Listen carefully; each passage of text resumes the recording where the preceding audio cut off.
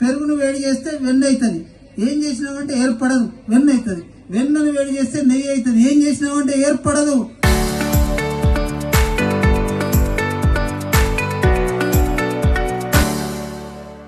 ఆ నెయ్యి విలువ 800 రూపాయలు, 2000 రూపాయల కిలో. పాల విలువ 60 రూపాయల కిలో. సంస్కరించబడుతుంది. సమాజాన్ని సంస్కరించే అటువంటి దిశ లోపల రాష్ట్రీయ స్వయం సేవక సంఘం పనిచేస్తుంది. అలా సంస్కరించినటువంటి ఉదాహరణలు కోకొల్లలు. ఆంధ్రాలో తుఫాను వచ్చినప్పుడు అనేక మందికి ఏ మతమని చూడకుండా, ఏ కులమని చూడకుండా ప్రతి ఒక్కరిని హక్కున చేర్చుకొని వాళ్లకు ఇండ్లు కట్టించి వాళ్ళకు భోజన సదుపాయం ఏర్పాటు చేసింది రాష్ట్రీయ స్వయం సేవక సంఘము.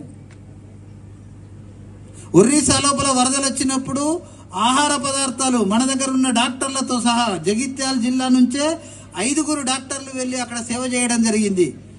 ఇక్కడి నుంచి ఆహార పదార్థాలు పంపించడం జరిగింది. అక్కడ ఉన్నటువంటి భోజన వసతి చేయడం జరిగింది. అంతెందుకు, మొన్న వచ్చినటువంటి కోవిడ్ సందర్భంలో ప్రపంచంలో ఏ దేశం చేయనటువంటి సహాయం చేసింది భారతదేశం. ఏ దేశంలో ఏ సంస్థ చేయనటువంటి సహాయం చేసింది రాష్ట్రీయ స్వయం సేవక సంఘం. 500 సంవత్సరాల నుంచి కలగంటున్నటువంటి రామ జన్మభూమి, అక్కడ రామాలయ నిర్మాణానికి దోహదం చేసినటువంటిది రాష్ట్రీయ స్వయం సేవక సంఘం.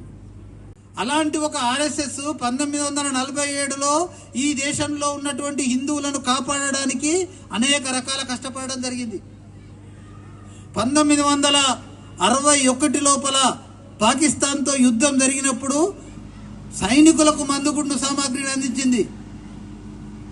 1962లో చైనాతో యుద్ధం జరిగినప్పుడు ఢిల్లీ లోపల ట్రాఫిక్ కంట్రోల్ చేసింది. ఇప్పుడు చెప్పుకుంటున్నాం, అసలు వివేకానందుని వెలుగులోకి తీసుకొచ్చింది రాష్ట్రీయ స్వయం సేవక సంఘం. ఏకనాథ్జీ రానడే 1963 లోపల లో ఉన్నటువంటి చివరి హిందువు భారతదేశానికి వచ్చేంత వరకు కష్టపడి పంజాబ్లో ఉన్నటువంటి వాళ్ళందరూ నానా హింసకు గురవుతున్న సందర్భం లోపల ప్రతి ఒక్కరిని భారతదేశానికి పంపించి 1000 మంది స్వయం సేవకులు అక్కడ ప్రాణాలు కోల్పోయారు. మీకు తెలియదు, ఒకవేళ 1925 కాకుండా ఒక 20 సంవత్సరాల ముందు ఆర్ఎస్ఎస్ పుడితే పాకిస్తాన్ ఏర్పడకపోవు. 20 సంవత్సరాల గిట్ట పుట్టకపోతే భారతదేశమే ఉండకపోవు. అలాంటి ఒక ఆర్ఎస్ఎస్ 1947లో ఈ దేశంలో ఉన్నటువంటి హిందువులను కాపాడడానికి అనేక రకాల కష్టపడడం జరిగింది. 1961 లోపల పాకిస్తాన్తో యుద్ధం జరిగినప్పుడు సైనికులకు మందుగుండు సామాగ్రిని అందించింది. 1962లో చైనాతో యుద్ధం జరిగినప్పుడు ఢిల్లీ లోపల ట్రాఫిక్ కంట్రోల్ చేసింది.